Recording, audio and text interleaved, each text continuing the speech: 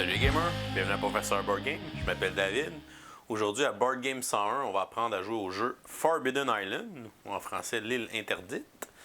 C'est un jeu qui a été publié par la compagnie Gamewright en 2010 et qui est designé par Matt Leacock, c'est lui qui nous a donné Pandémie.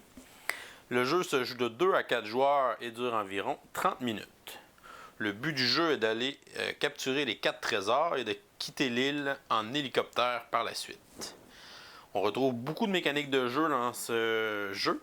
On a notamment, c'est un jeu coopératif, donc on travaille tout le monde ensemble. On va utiliser un système de points d'action. Chacun de leur tour, les joueurs vont avoir 3 actions à dépenser. On va aussi avoir la gestion d'une main de cartes. On va avoir des cartes de trésors dans nos mains. Le but va être de faire des collections d'ensemble de 4 cartes identiques pour aller capturer un trésor sur une tuile. On va aussi avoir une mécanique de pouvoir variable. Chacun des personnages qu'on va jouer va avoir un petit pouvoir bien à lui. Et finalement, on a une mécanique de cueillette et livraison. On doit aller chercher les trésors et les ramener à l'hélicoptère et quitter tout le monde en même temps. On a 6 personnages disponibles pour jouer à Forbidden Island. On peut choisir au hasard ou on peut choisir notre personnage, dépendamment comment on aime jouer. On a l'explorateur qui, lui, peut bouger et tourner les tuiles en diagonale de lui. Le pilote qui, lui, une fois par tour, peut se déplacer sur la tuile de son choix. Vous savez, le messager qui, lui, peut donner des cartes de trésors aux autres joueurs, même s'il n'est pas sur leur case. Le plongeur, lui, peut se déplacer sur les cases qui sont inondées ou qui ont disparu complètement dans l'eau. Le navigateur peut utiliser une action pour faire bouger un allié de 2 cases. Et l'ingénieur peut tourner 2 tuiles avec une seule action. Alors le joueur va prendre la carte de son personnage avec son pouvoir dessus. Son jeton, il va le prendre et le placer sur le plateau à son endroit de départ. L'autre côté des cartes, on a un petit thème de mémoire avec l'ordre de tour de jeu et les actions disponibles qu'on peut faire à notre tour. Pour le placement initial du plateau, on va prendre toutes les tuiles de lieu, on va les mélanger et aléatoirement, on va placer le plateau dans cette configuration-là. Vous avez un petit diagramme dans le livret d'instructions pour vous aider à le faire. Une fois que c'est fait, les joueurs vont prendre leur jeton et ils vont trouver la tuile qui correspond à leur couleur, leur emplacement de départ. Ils vont placer leur jeton sur les emplacements de départ. On va placer les 4 trésors qui représentent les 4 éléments, l'eau, le feu, l'air et la terre autour du plateau. Le but du jeu va être d'aller ramasser ces 4 trésors-là et les apporter à l'hélicoptère et de jouer une carte hélicoptère pour que tout le monde puisse se sauver de l'île avec les trésors avant qu'elle ne coule. On va avoir 2 paquets de cartes. On a les cartes de trésors ici. On va les mélanger et chaque joueur va piocher 2 cartes pour faire sa main de départ. On ne peut pas avoir dans sa main une carte là, qui fait une carte d'inondation qui fait monter le niveau d'eau. Si on en pige une au départ, on la remplace et on la remet dans le paquet. On a ici les cartes d'inondation. On va les mélanger encore une fois. On va en piocher 6. Pour chacune des cartes d'inondation qu'on va piocher, on va placer la tuile sur le côté qui est bleu pour dire que ces tuiles-là commencent à couler, que si on ne s'en occupe pas, elles pourraient couler et complètement et disparaître du plateau. Dernière chose, on a la petite piste qui est ici qui va déterminer la difficulté de la partie. On peut choisir de commencer à novice, normal, élite ou légendaire. Donc on peut commencer une partie à normal ou à novice si c'est notre première partie, que ce soit un peu plus facile. On est prêt à commencer. On va simuler une partie à 4 joueurs. Chacun des joueurs a son personnage et ses 2 cartes de départ. Les cartes de trésors, on reconnaît les mêmes trésors qu'on a autour du plateau qui sont représentés sur les cartes. Et on a 2 sortes de cartes spéciales. On a les sacs de sable qui nous permettent de retourner une tuile pour empêcher qu'elle s'inonde. Et on a la carte de l'hélicoptère qui nous permet de se déplacer où on veut. Et on a besoin d'un hélicoptère à la fin pour gagner la partie. Le premier joueur va commencer à faire sa phase d'action. Il a 3 actions à faire dans son tour. Il a le choix entre 4 actions. Un joueur peut prendre une action pour se déplacer d'une case adjacente, gauche, droite, en haut, en bas. On ne peut pas se déplacer en diagonale, à moins d'être l'explorateur, qui c'est son pouvoir de pouvoir se déplacer en diagonale ou tourner des tuiles en diagonale. Deuxième action qui est possible, un joueur peut décider de retourner une tuile qui est en train de s'inonder de son côté non inondé pour une action.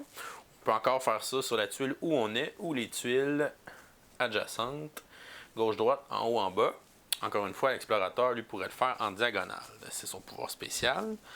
Troisième action qu'on peut faire, si deux joueurs sont sur la même case, ils peuvent, pour une action, donner une carte à un autre joueur avec une action, mais les joueurs ne peuvent pas dépasser 5 cartes en main.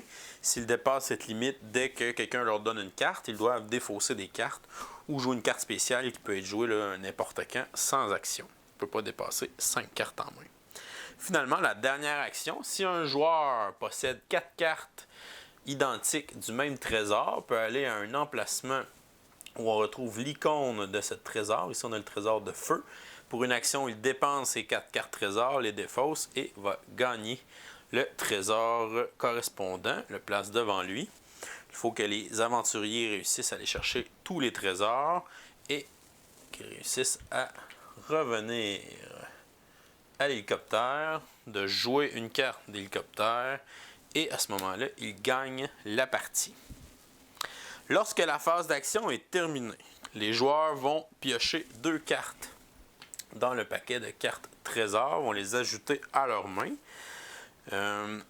Si on pige la carte d'inondation qui augmente, on ne la met pas dans notre main, on va suivre ce qui est indiqué sur la carte, c'est-à-dire que premièrement, on va bouger sur la piste vers le haut le curseur, qui va nous indiquer aussi le nombre de cartes d'inondation qu'on va piocher dans la prochaine phase de jeu. Par la suite, les cartes d'inondation qui étaient dans la défausse vont être mélangées et on va les replacer sur le dessus de la pile pour faire l'inondation par la suite.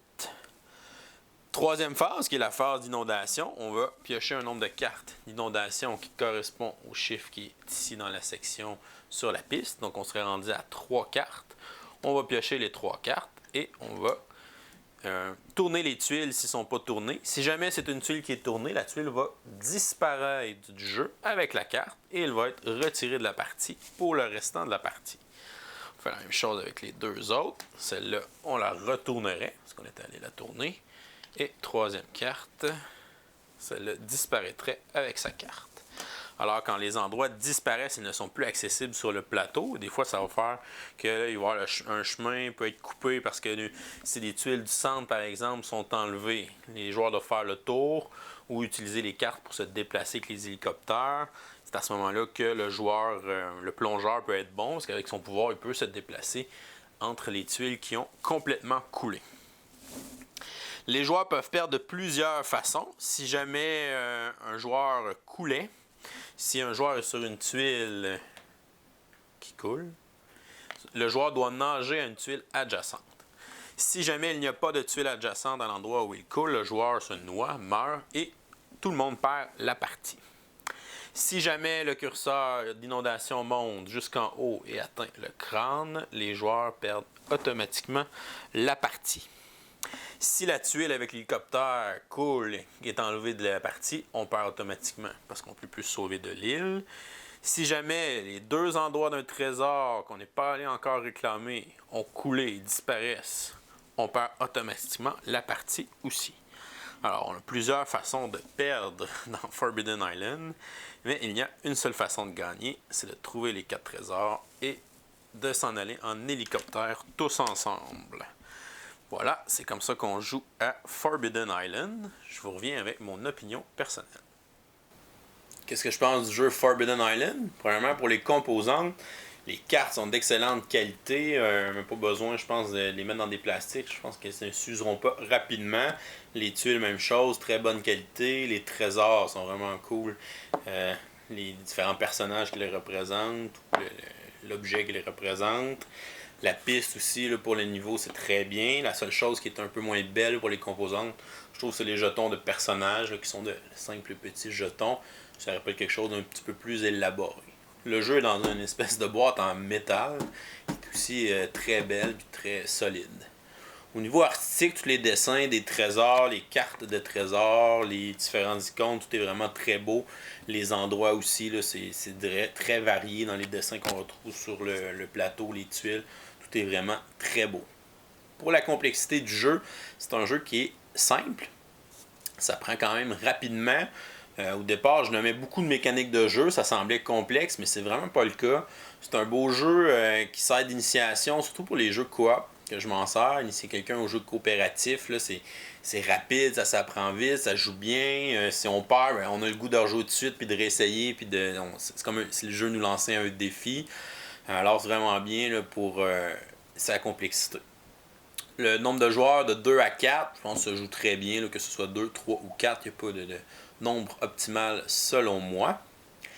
C'est un jeu de Matt Leacock, celui qui a fait le jeu Pandémie. Il y a beaucoup de ressemblances avec Pandémie, de la manière que les cartes d'inondation, on les remet sur le dessus. C'est un peu la même chose qu'avec les épidémies dans Pandémie. Donc, ceux qui connaissent bien Pandémie vont retrouver des ressemblances dans ce jeu. Ça peut être positif si vous aimez vraiment Pandémie. C'est sûr que vous allez aimer ce jeu-là. En même temps, si vous avez déjà Pandémie, vous allez vous dire ouais, ça ressemble beaucoup à Pandémie. Est-ce que j'ai besoin d'avoir ce jeu-là? Donc, ça sera à vous de décider à ce moment-là. Mon appréciation de Forbidden Island, je vais lui donner la note de B.